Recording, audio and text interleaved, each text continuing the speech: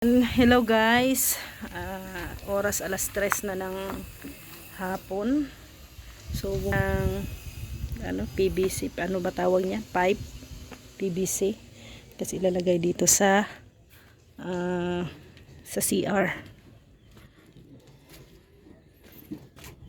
Yan. Inaayos na ni Gary dito sa labas.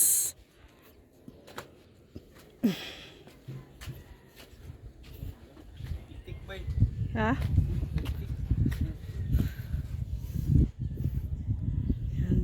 Inaayos na yung forma para pagbuhos mamaya.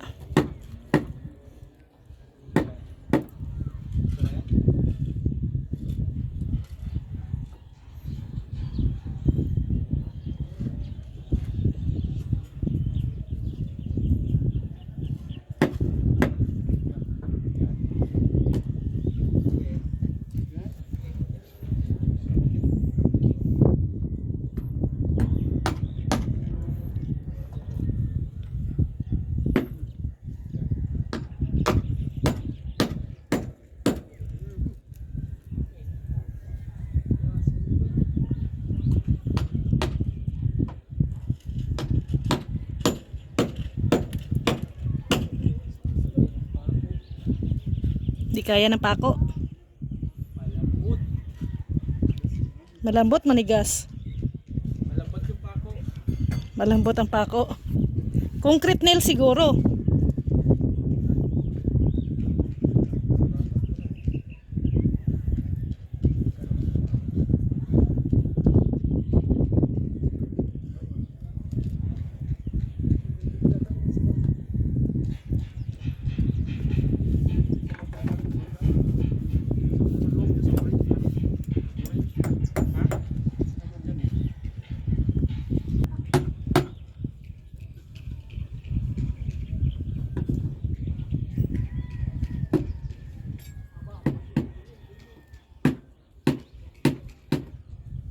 So yan na guys, maghahalo-halo na kami ni Rex dito. Hindi ka pwede. Bakit? Bigat to. Ha? Pwede sa'yo. Ay, ikaw na lang maghalo, ako na lang maglagay sa balde. Mag-alagay ng Ako maglagay sa balde, tapos ikaw dito doon. Hatid. yun. Hindi yun. Hindi. Kaya talaga akong patulungin ni Rex guys. Ang mabising pa din baga tayo dyan. Yan yung mga kasama natin. Sa Kalingap. Hingal na hingal ka na. Ilang yan? 3 Oregon, ay P-size. 5 buhangin. 3 sako ng bato. BP-size. 2 sakong semento. Semento. Lagyan natin ng tubig. So yan na guys. Ito na yung halo.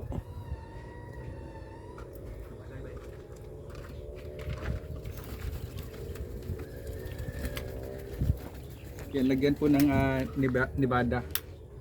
Ano purpose niyan? Waterproofing ito. Waterproofing. Brand po natin Nevada.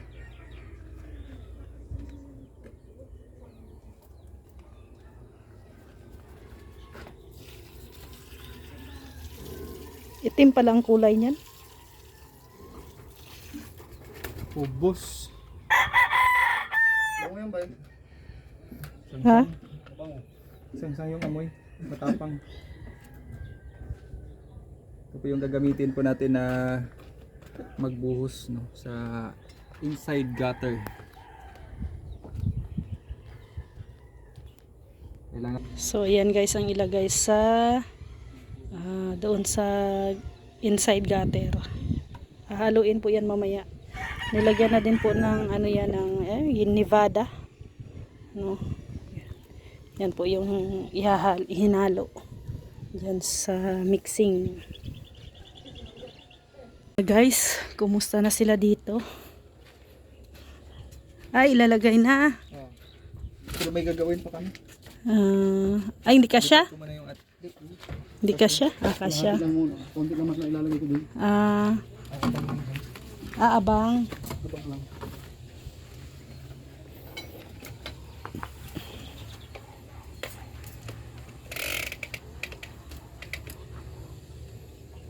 Parang connect sa isang gutter. Hindi. Ano? Doon sa labas ito. Sa labas. Mm.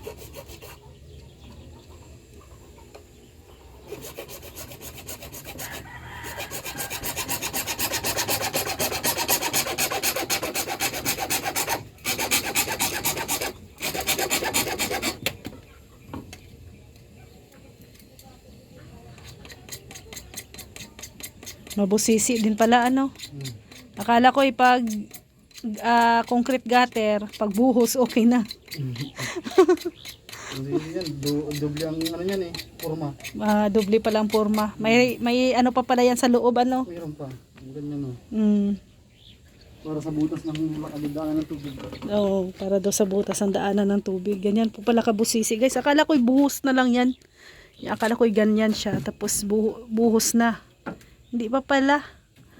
May mga ano pa pala dyan. May ilalagay pa ng mga dyan sa loob. Yan, si Rex po ang umaalalay kay Gary. Oh. Oh, medyo ano yan, straight.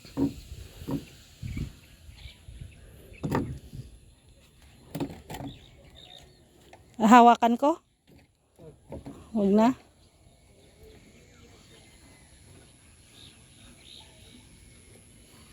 Bubutasin ito ba? Pasok mo. Tikib. Bupalo. Bubutasan. Agay! Agay! Sabi ng plywood, agay! Pabigyan yan.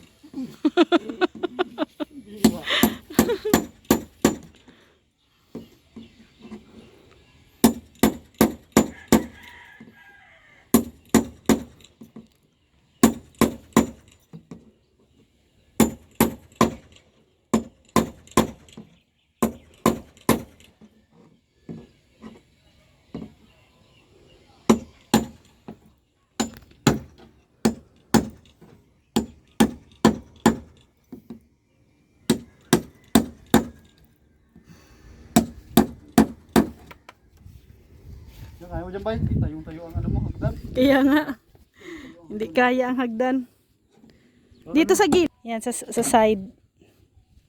Yan, ganyan. Oh, pwede na yan.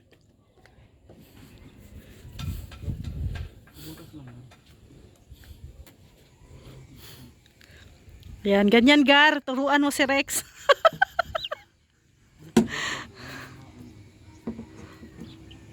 Yan. Tinitraining po ni Gary si Rex.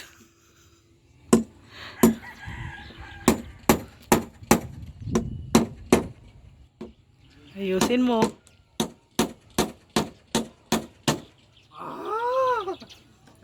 What's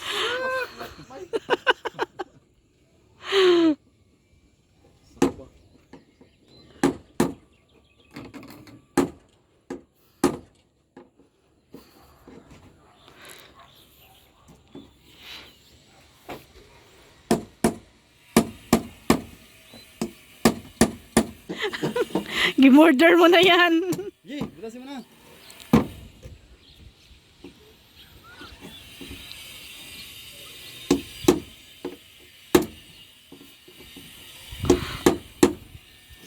Ito ba yun?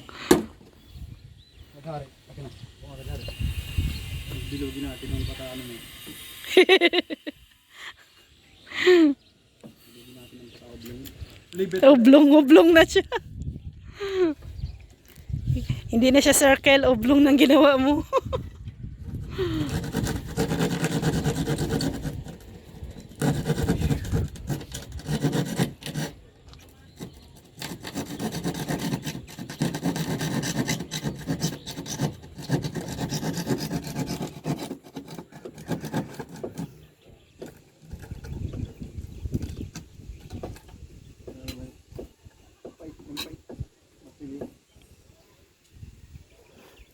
Sige ba?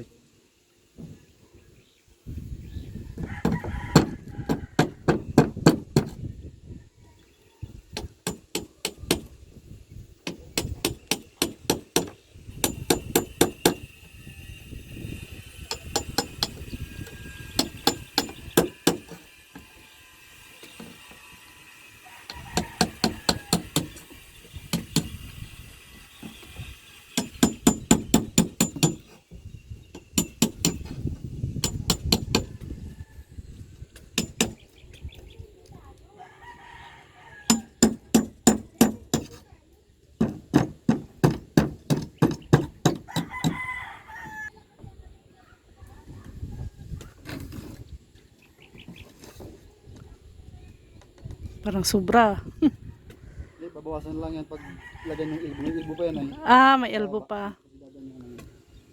Tubig. Ay, hindi mo siya i-ano, parang hindi mo siya i-connect doon sa isang gutter. Hindi na. Ay, hindi.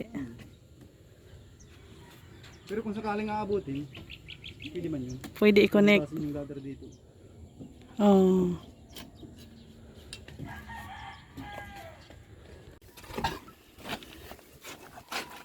Sinisipsip na po yung dulo. Ilagay na ng tubig.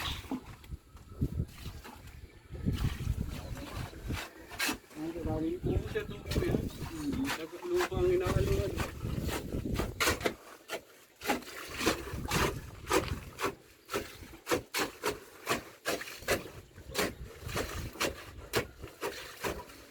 Mabigat kasi may bato. Oregon.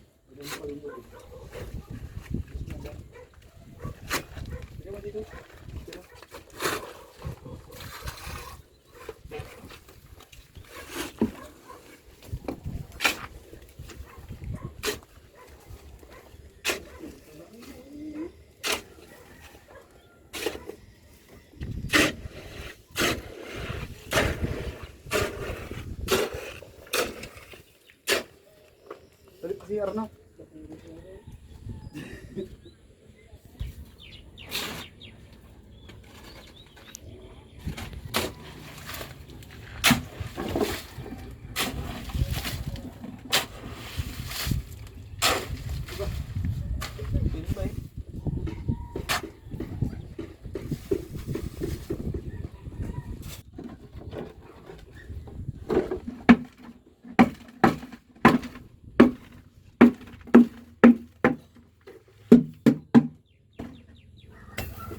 Bye.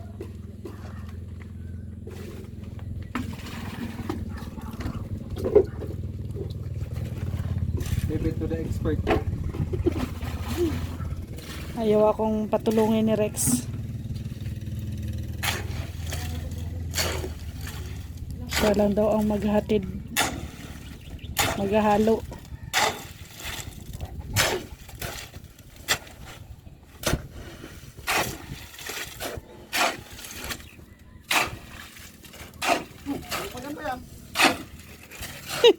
Huwag mong isamang lupa.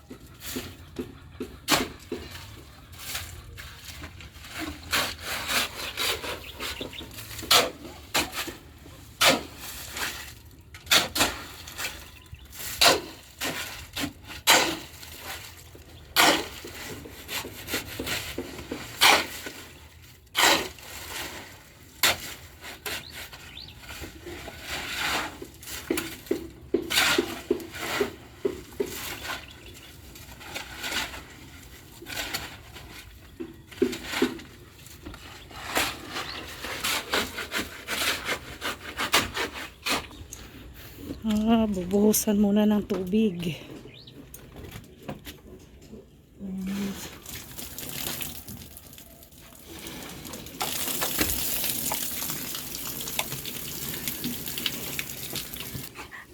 Ayaw akong patulungin ni Rex.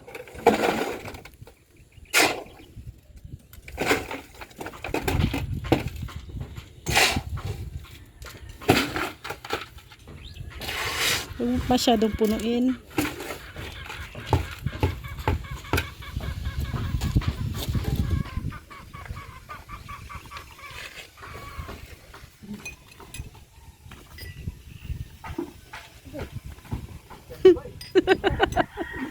Mabigat.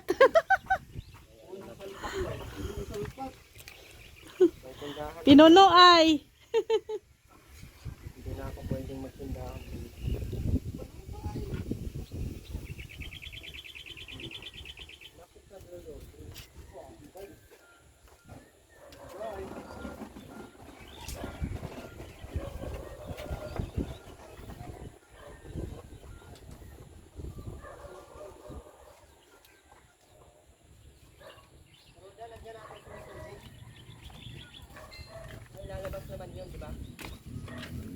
Yan naman daw. Yan naman daw. Pagod na siya ay. Practice na ako guys. Para pag nagpatayo ako ng alam ko na. Hindi ko na kailangan ng libo. Yes. Pag sinabing halo, halo.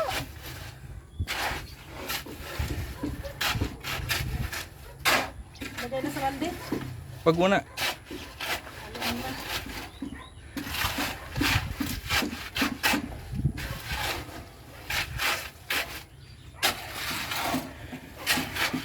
Hanggang mag-alas 6 kayo maghalo dyan ha. Ha? Hanggang alas 6. Oh, grabe. Ano yun, okay? Tingko lang. Walang overtime. Ayos na mga? Ako na. Akot! Yan sa may gita mi. Yan. Yan malambot. Okay na guys. Nakakahapit na lang. Yan. Mabigat na yata yun. Gidagdagan mo. May 3 minutes Oh, okay na. yan. Ayan guys. Dito yan. Buhos.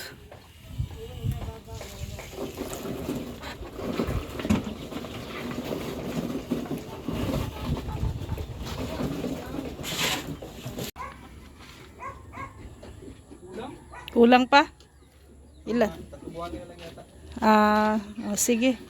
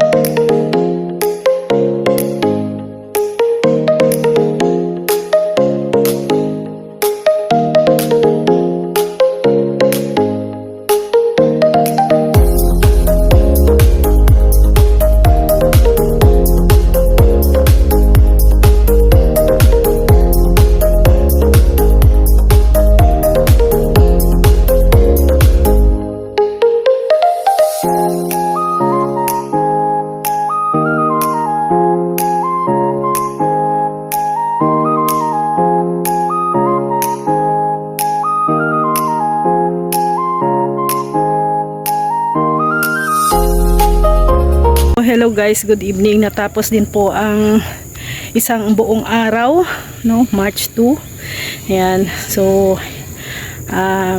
yun nga, nabuhusan na po yung concrete gutter doon sa CR. Medyo matagal-tagal din pala gawin guys, no. So yung paggawa ng frame, tapos yung pagbuhos, no. So hindi siya madali actually. So pero at least, no, natapos siya ngayong araw, Monday, March 2. So bukas no, continue pa rin ang trabaho nila. Buhos na din sa loob, and good news ay papasok na din po ang isa, si JR no, yung isang kasamahan ni ni Gary. So tatlo na sila bukas ang magtatrabaho no, kasama si Rex. So si Rico by pa siya sa Thursday no, sa Webes pa papasok si Rico. And alam nyo ba ngayong gabi, grabe, tingnan nyo ka, full moon. Full moon siya guys. So ang ganda ng panahon, maganda ang klima, yan, may mga stars ang gabi. Nakapagluto na rin ako, nakapaglinis na rin. Ayan ang ating kusina, nakapagluto na rin ako. So thank you guys, maraming salamat sa lagi nyo pong pagsama sa akin no, sa amin dito sa aming bahay. And of course maraming salamat kay Mami Inday Guapa no, kung hindi po dahil kay Mami Inday Guapa no, wala po kaming ganitong bahay din po dito sa Dait. And thank you talaga Mami Inday Guapa sa full support nyo po sa amin. And of course thank you din po kay Ate Ethel no, sa inyong tulong din po sa amin. Maraming salamat Ate Ethel. And of course sa mga nagbibigay po at nag-share po ng kanilang mga blessings, thank you. Yung iba po ay ayaw na pong magpa-mention, kayo na po ang nakakaalam kung sino kayo. Maraming salamat po sa inyong lahat. And of course maraming salamat din po kay Kuya Val, kay Ate Edna, Kalingap Rab, sa buong team Kalingap. Maraming salamat. And of course sa lahat ng mga viewers, supporters ng team Kalingap, at syempre sa mga nakasubaybay po sa aming bahay. Maraming salamat na hanggang ngayon na hinto man tayo ng isang buwan, pero nandyan pa rin kayo nanonood at inaabangan na hanggang matapos ang aming bahay. Maraming salamat. Si Lord na po ang bahalang magbalik ng siksik, liglig at umaapaw na biyaya po sa inyong lahat. Thank you very much. God bless us all. Bye bye po.